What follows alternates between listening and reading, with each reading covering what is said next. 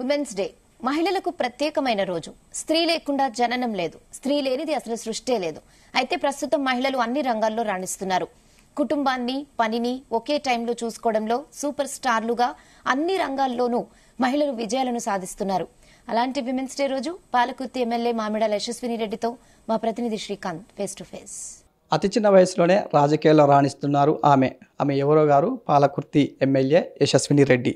ప్రస్తుతానికి అంతర్జాతీయ మహిళా దినోత్సవం సందర్భంగా మనతో పాటు చీఫ్ గెస్ట్గా మనతో ఉన్నారు. అడిగి తెలుసుకుందాం. మేడం, ప్రధానంగా చెప్పండి, మీకు అంతర్జాతీయ మహిళా దినోత్సవ శుభాకాంక్షలు. థ్యాంక్ యూ అండి. జీటీవీ ప్రేక్షకులందరికీ కూడా అంతర్జాతీయ మహిళా దినోత్సవ శుభాకాంక్షలు. అంటే మీరు ముందుగా అసలు రాజకీయాలకు అనూహ్యంగా అనుకోకుండా వచ్చారు, ఎట్లా అనిపిస్తుంది ఇక్కడ? మంచిగా అనిపిస్తుందండి. నేను మహిళలు అనుకుంటే ఎక్కడైనా రాణించవచ్చు. నేను వచ్చిన పరిస్థితి అనుకోకుండా రావడం అయినా కానీ వచ్చిన తర్వాత ఆ ప్రజల్ని చూసి వాళ్ళు చూపించే ప్రేమ అయినా లేకపోతే ఇందులో మింగిలై పాలిటిక్స్ని వంట పట్టించుకోవడం అన్నది చాలా మంచిగా జరిగింది. అది తక్కువ టైంలోనే ఎంతో మంచిగా అనిపించింది. రాబోయే రోజులలో కూడా మరి అందరికీ సర్వీస్ చేసే అవకాశం వచ్చినందుకు అదృష్టంగా భావిస్తుంది. ముఖ్యంగా అంటే మీ విద్యాభ్యాసం ఎక్కడ జరిగింది, మీ కుటుంబ నేపథ్యం ఏంటి? విద్యాభ్యాసం అంతా కూడా హైదరాబాద్లోనే జరిగిందండి. నేను పుట్టింది కూడా హైదరాబాద్లోనే.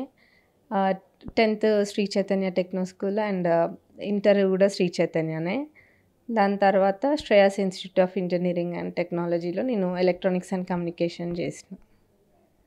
ఇంకా తర్వాత నేను అన్నీ ప్రిపేర్ అయినా అనమాట. అంటే ఐఎల్స్ ఇవన్నీ జిఆర్ ఇవన్నీ ప్రిపేర్ అయినా. కాకపోతే సేమ్ ఇయర్ అనుకోకుండా మ్యారేజ్ అయింది. బీటెక్ అయిపోయిన ఇయరే.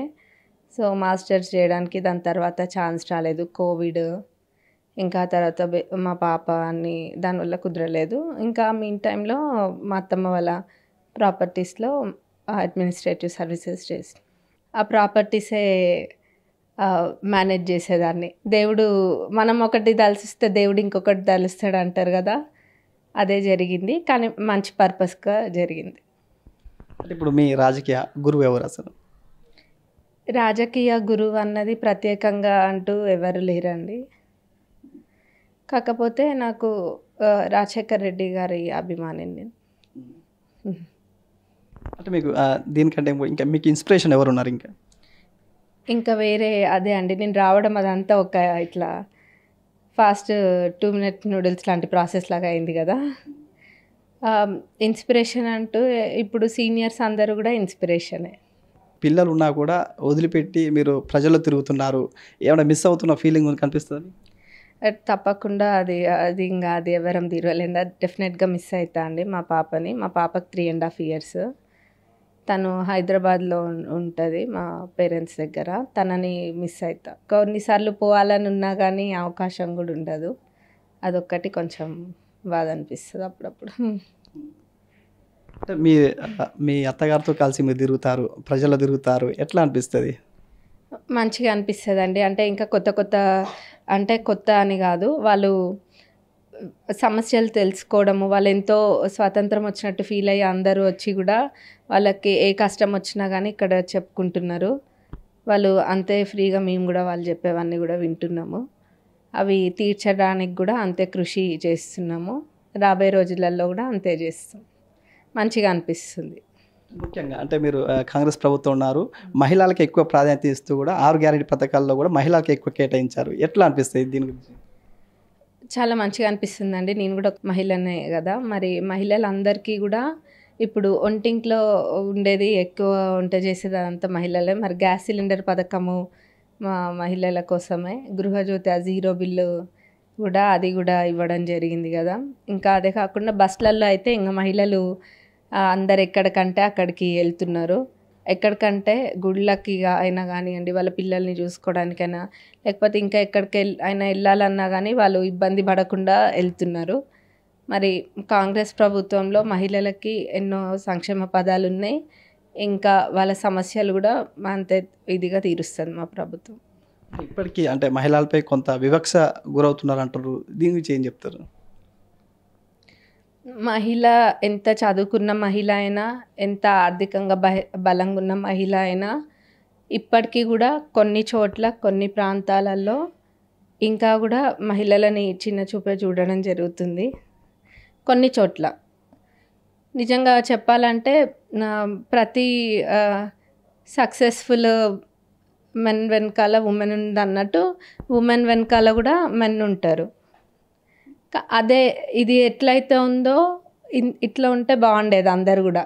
కానీ ఇంకా కూడా కొన్ని చోట్ల, చాలా తక్కువ చోట్లల్లో కానీ మహిళల్ని ఇంకా కూడా చిన్న చూపే చూస్తున్నారు.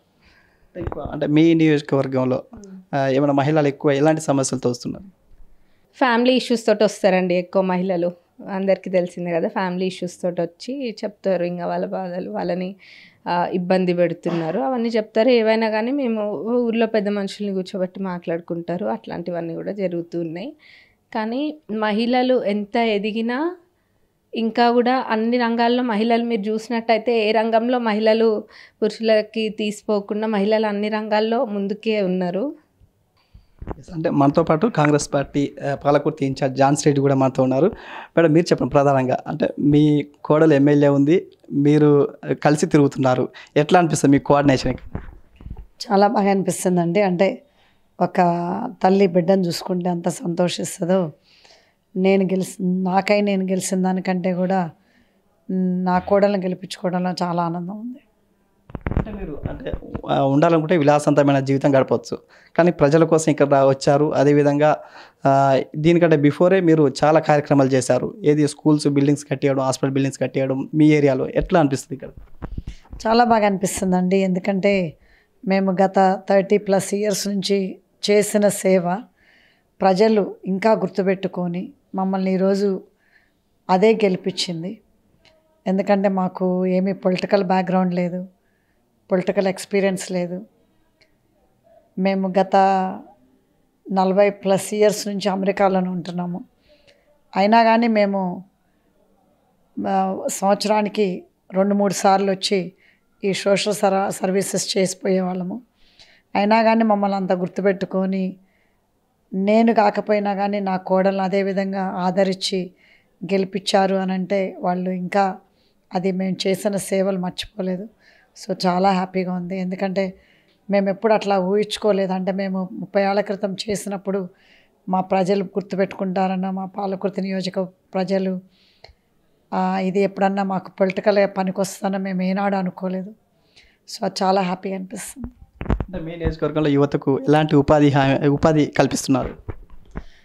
అంటే మా పాలకుర్తి నియోజకవర్గంలో మహిళలకు మాత్రము ఎక్కడ పోయినా నేను అదే చెప్తాను. ఏమనంటే మీరు మన కాళ్ళ మీద మనం నిలబడాలి. భర్త ఉన్నా, పిల్లలున్నా, ఆస్తులున్నా, అంతస్తులున్నా కానీ మనకు ఒకటి ఇండివిజువాలిటీ, ఒక identity, not only financially but emotionally, mentally కూడా మనం స్ట్రాంగ్ ఉండాలి, ఇండిపెండెంట్గా ఉండాలి. మరి అదేవిధంగా మాకు నియోజకవర్గం మహిళలకి ఒక స్కిల్ డెవలప్మెంట్ సెంటర్ అనేది పెడుతున్నాము. అది మహిళలకి, యూత్కి అందరికీ పనికొచ్చేటట్టు, మహిళలకి ఈ చిన్న అంటే చదువుకోని వాళ్ళకి చిన్న కుట్టుకోవడము, అది జూట్ బ్యాగ్స్ ఇలాంటివన్నీ నేర్పించటము.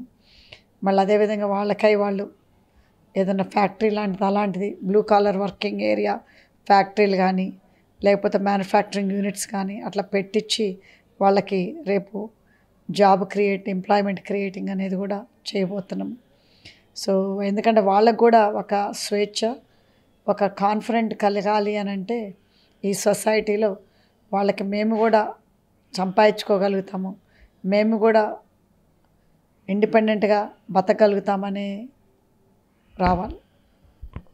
అంటే మీరు చెప్పండి, అంటే మీరు ఎమ్మెల్యేగా ఉండటం ఫస్ట్ టైం, ఇది ఉమెన్స్ డే ఎట్లా అనిపిస్తుంది?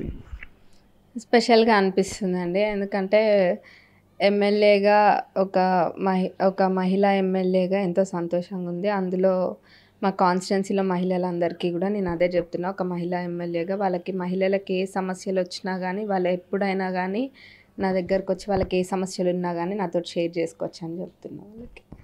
అదేవిధంగా అంటే మహిళలకు ఇంకేం చెప్తారు? మహిళలు ఎప్పుడైనా వాళ్ళ అన్నిట్లో బలంగా ఉండాలండి. అది ఆర్థికంగానైనా, అది ఏ రకంగానైనా బలంగా ఉండాలి. మనము మహిళలు నిస్వార్థంగా వాళ్ళకంటూ వాళ్ళు ఆలోచించుకోకుండా అందరి కోసం ఆలోచించి చేస్తారు. కాకపోతే కొన్ని చోట్ల ఎట్లుంటుందంటే మహిళలు ఎంత చేసినా కానీ ఇంట్లో వాళ్ళు వాళ్ళని లాస్ట్కి తీసి చివరికి పెట్టే పరిస్థితులు కూడా కొన్ని మేము మా కాన్స్టిట్యున్సీలో కూడా చూస్తున్నాము. అట్లాంటి మహిళలందరూ కూడా వాళ్ళకంటూ వాళ్ళు కూడా కొంచెం ఆలోచించుకొని ముఖ్యంగా వాళ్ళ ఆరోగ్యం గురించి కూడా ఆలోచించుకోవాలి మహిళలు. మనం ఇప్పుడు చూసినట్టయితే క్యాన్సర్ ఇవి కూడా చాలా ఎక్కువ అవుతున్నాయి. చాలామందికి అంటే అది అంత తెలియక కొంతమందేమో సరేలే ఏముందిలే డాక్టర్ దగ్గరికి తర్వాత పోవచ్చు అన్న ఉద్దేశంతో ఉంటారు మహిళలు ఎప్పుడు కూడా.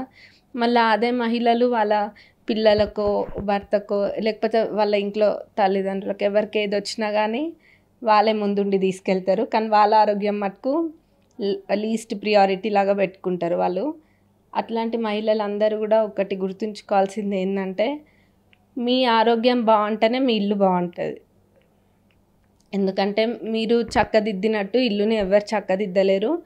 మీ ఆరోగ్యం అంతే ఇంపార్టెంట్. కాబట్టి రెగ్యులర్గా హెల్త్ చెకప్స్ కూడా చేయించుకోవాలి మహిళలందరూ కూడా. అంటే మీ నియోజకవర్గంలో అట్లాంటి హెల్త్ చెకప్లు ఏమైనా పెడుతున్నారా? పెడతామండి తప్పకుండా. మా నియోజకవర్గంలో ఇప్పుడు ఒకటి ఉంది ఆల్రెడీ 16కి. ఇంకా రాబోయే రోజులలో కూడా మేము తప్పకుండా పెడతాం. ముఖ్యంగా అంటే మీరు ఎమ్మెల్యే యూత్ ఐకాన్గా ఉన్నారు, యువతకి ఏం చెప్తారు?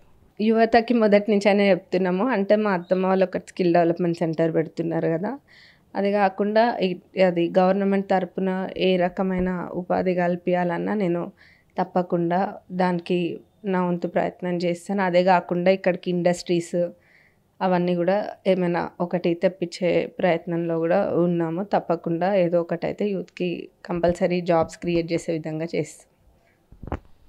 ఎస్, మనం చూసుకోవచ్చు ఏదైతే ఉందో కూడా మహిళలు అన్ని రంగాల్లో రాణించాలి. అదేవిధంగా నేను అనూహ్యంగా రాజకీయ అరంగేట్రం చేయాల్సి వచ్చింది. వచ్చిన క్రమంలో ఇక్కడ పాలకుర్తి నియోజకవర్గ ప్రజల్లో నుంచి కూడా తమకు అనేకమైన ఆదరణ కల్పిస్తుంది. అదేవిధంగా ఇక్కడ మహిళలు కూడా అన్ని రంగాల్లో రాణించాలని చెప్పి చూపిస్తున్న పరిస్థితి కనిపిస్తుంది. అదేవిధంగా ఇక్కడ యువతకు మాత్రం ఉపాధి కల్పన కోసం ప్రత్యేకమైనటువంటి స్కిల్ డెవలప్మెంట్ సెంటర్ను కూడా ఓపెన్ చేస్తామని చెప్తున్న పరిస్థితి కనిపిస్తుంది. కెమెరామెన్ వేణుతో శ్రీకాంత్, జీ తెలుగు న్యూస్, వరంగల్.